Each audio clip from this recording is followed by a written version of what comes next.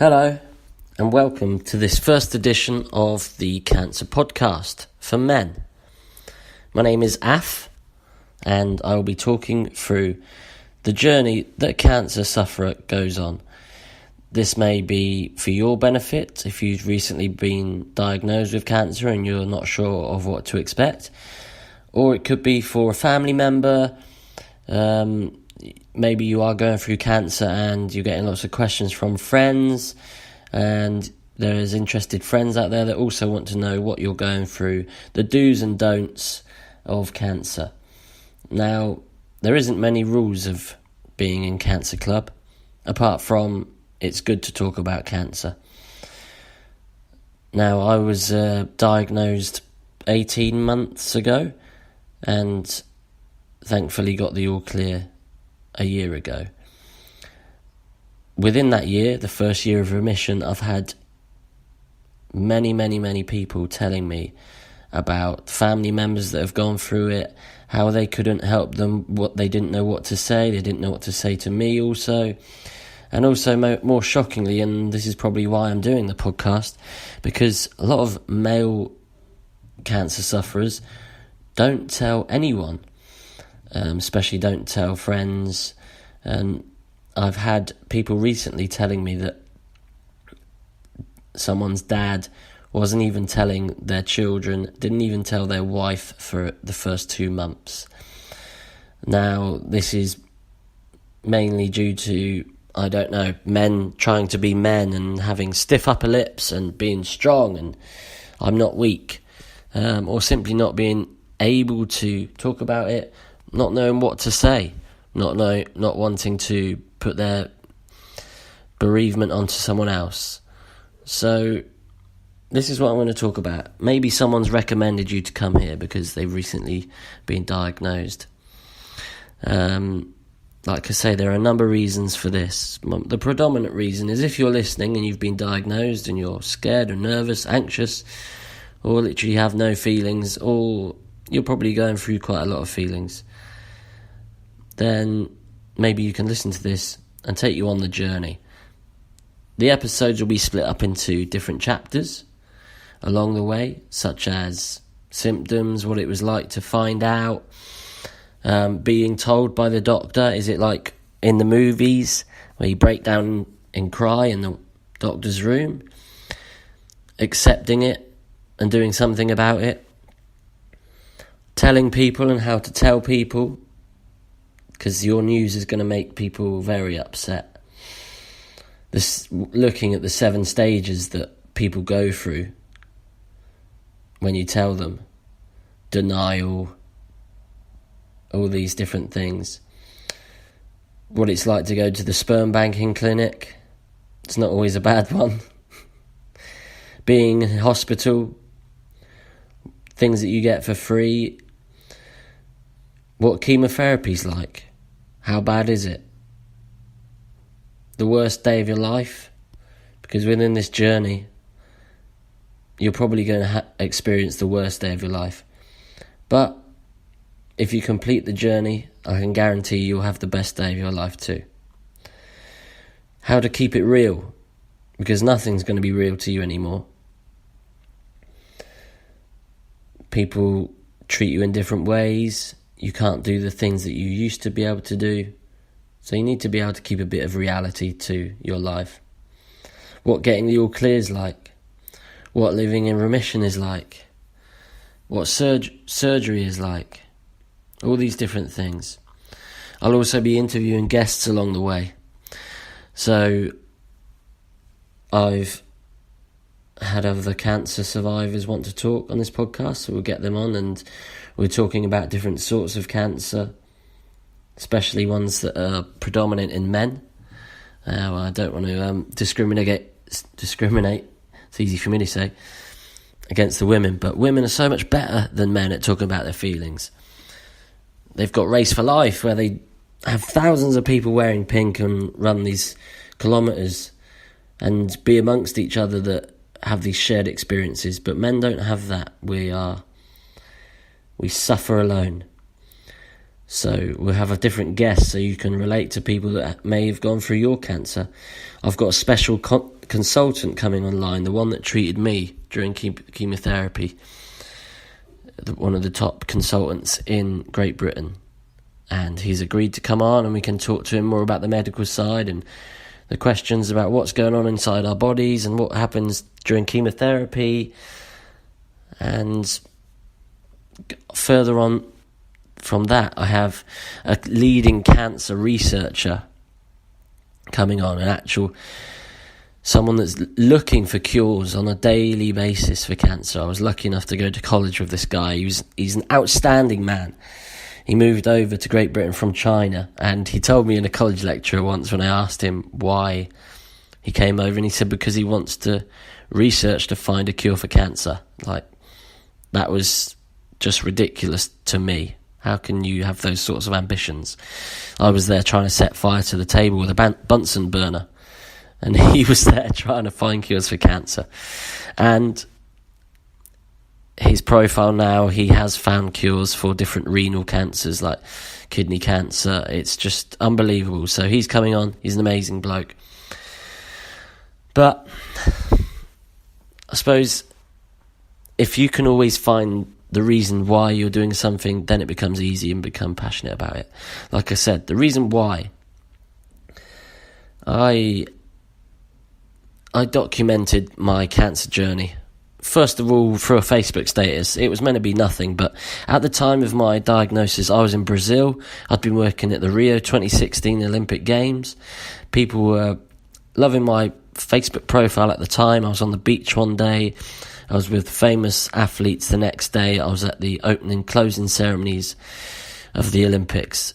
And then all of a sudden, I was on a flight back to England because I'd been told that I had a tumour. So we'll get onto that because I documented it when I arrived home, when it all sunk in, when I told my family. And the response I got was incredible. Now, I'm not saying you should document your journey, because there are good things and bad things about what this brings. Obviously, with the good things, it brings amazing support. The support network I had was thousands of people, and we go into that in one of my chapters. But also it had some crazy people coming into my life, leaving my life. I lost a couple of best friends through this journey, and and I'd like to tell you why you do need this support. You cannot do this on your own. This is going to be the toughest thing you'll ever do in your life, but you can do it. So we're going to find out the why, because the impact that sharing my story had on all these thousands of people, and not just with cancer. People were messaging me saying that it had helped them with their depression, it had helped them with their social anxieties, it had helped them with motivation, it had made people quit their jobs, it made people get out of relationships they didn't want to have, it made people start families that they wanted to have, people got engaged off of it. It was crazy.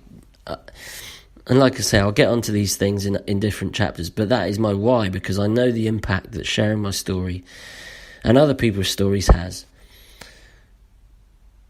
Since recovering, I have had a lot of people talk to me about cancer.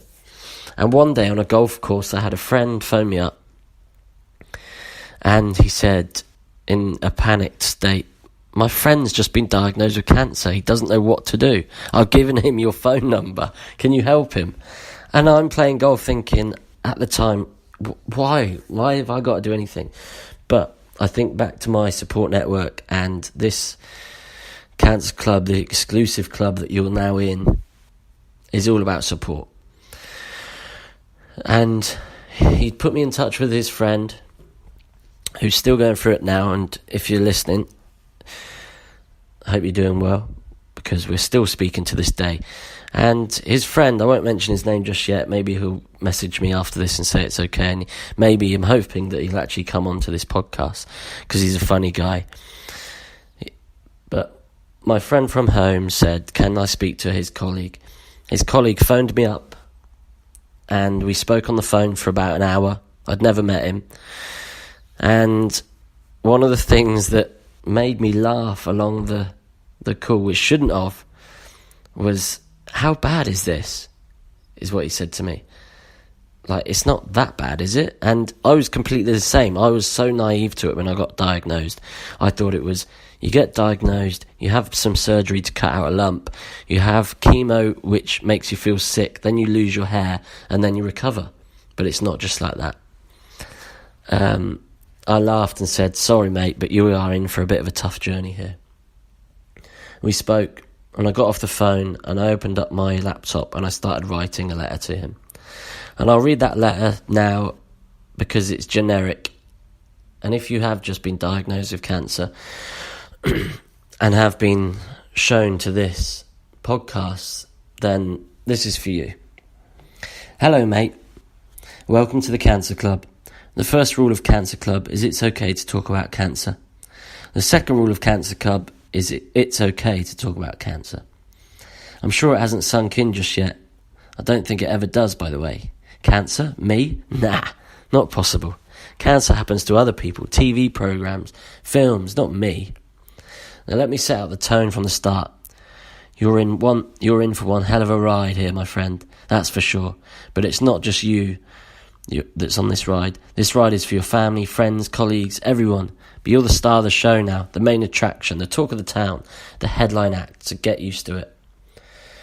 You're going to be drip-fed information into your head like you'll be drip-fed chemo into your veins. So you must be patient. You aren't already patient. If you aren't already patient, then you need to learn to be. Anyway, there is no rush. So just sit down and relax. Put the kettle on. I know it won't feel right now, and that's something that you have got. Sorry. I know it won't feel right just now, and that's something you have to get used to as well. You might even want to know when you'll be cured or what your chance of survival will be. It will feel like the doctors aren't telling you all the information, but that's because they don't know themselves yet. Whatever you do, don't Google it. What's the point? Maybe you want to Google to see what's happening inside your body, but certainly don't Google too much about statistics. Everybody is different. Everybody has a different type of cancer. Everybody has a different level of cancer. Everybody's bodies react differently to chemotherapy. There are new drugs being found every day, and who knows when the cure for cancer will be. So there's no point in saying, I'll be dead in 5 years, so might as well just throw the towel in now. Just look at the drugs that have changed from 5 years ago to now and see the vast improvements. You're going to want to know all the information at once, but it will be too much to handle, and your head has enough going on inside it at the moment. What we'll do is we'll put this information into chapters, and then you can dip in and out of the chapters along the way. Or you can read it all the way through on your journey, or listen now because you're on this podcast. This might also work for your family, friends, and others to try and help them understand what you are going through. For example, if one more person said to me, it's only hair, it will grow back, when all my hair fell out, then I could have hit someone if I had the energy. This is just to help and support you along the way. There are no rules to cancer. Apart from it's okay to talk about it. There are no rules on how you should be feeling, how many times you should cry or not cry, who to tell and how to tell them. This is your story and you're the star of the show. We can go through things like telling family and friends how they might react, what happens through chemo, feeling sick, being normal, getting the all clear, which will be the best day of your life. But from now until your next consultation, just enjoy the things you can. Eat the foods you want. Don't drink or smoke. Go and do some active things now that you won't be able to do when you're going through treatment. Don't just sit inside the house and think this has got you. It hasn't. You've got this. This is chapter 1, and I hope this will help you along your way. Please listen to chapter 2, and we'll talk about what it's like to be told and how you can tell your friends. My name's Af. Thanks for listening.